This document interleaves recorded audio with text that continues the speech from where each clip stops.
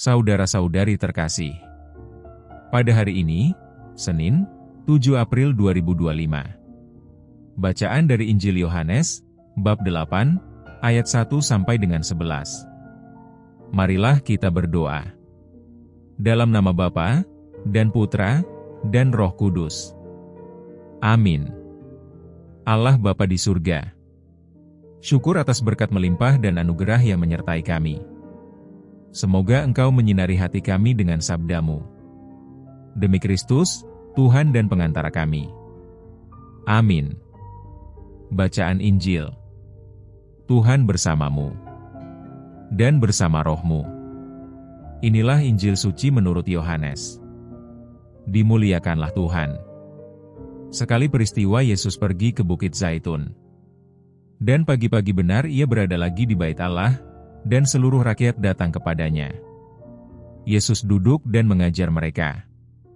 Maka ahli-ahli Taurat dan orang-orang Farisi membawa kepada Yesus seorang perempuan yang kedapatan berbuat zina.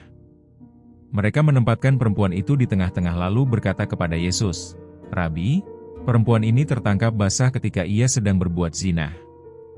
Musa dalam hukum Taurat memerintahkan kita untuk melempari dengan batu perempuan-perempuan yang demikian. Apakah pendapatmu tentang hal itu?" Mereka mengatakan hal itu untuk mencobai Yesus, supaya mereka memperoleh sesuatu untuk menyalahkannya. Tetapi Yesus membungkuk lalu menulis di tanah dengan jarinya.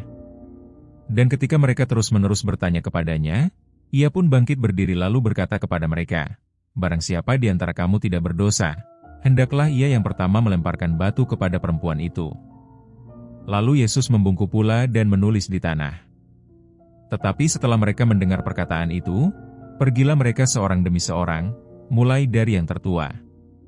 Akhirnya tinggallah Yesus seorang diri dengan perempuan itu, yang tetap di tempatnya. Lalu Yesus bangkit berdiri dan berkata kepadanya, "Hai perempuan, di manakah mereka? Tidak adakah seorang yang menghukum engkau?" Jawabnya, "Tidak ada, Tuhan." Lalu kata Yesus, "Aku pun tidak menghukum engkau. Pergilah, dan jangan berbuat dosa lagi mulai dari sekarang." Demikianlah sabda Tuhan. Terpujilah Kristus. Renungan.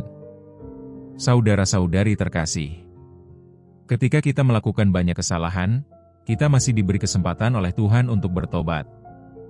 Namun, sampai kapan kita tinggal dalam kedosaan kita? Kita tidak tahu kapan dan bagaimana Tuhan mengambil hidup kita. Kewaspadaan adalah kunci untuk selalu berjaga dalam kebenaran. Banyak orang yang akan membenci kita ketika kita berbuat baik, tapi kita tetap fokus untuk melakukan kebaikan. Jangan sampai kita seperti para ahli Taurat dan orang Farisi yang menghakimi orang lain. Janganlah kita mengutamakan kebencian kita, karena kebencian, dosa mengintip dan kejahatan menunggu waktu untuk beraksi. Maka, janganlah pelihara kebencian. Tuhan justru mempunyai kasih yang tak terbatas. Kuasanya sungguh agung dan kita akan mempunyai berkat apabila kita bertobat. Pertobatan membawa rahmat untuk berdamai dengan Tuhan. Dengan cara itu, kita pasti tidak akan kehilangan harapan kebahagiaan di masa depan.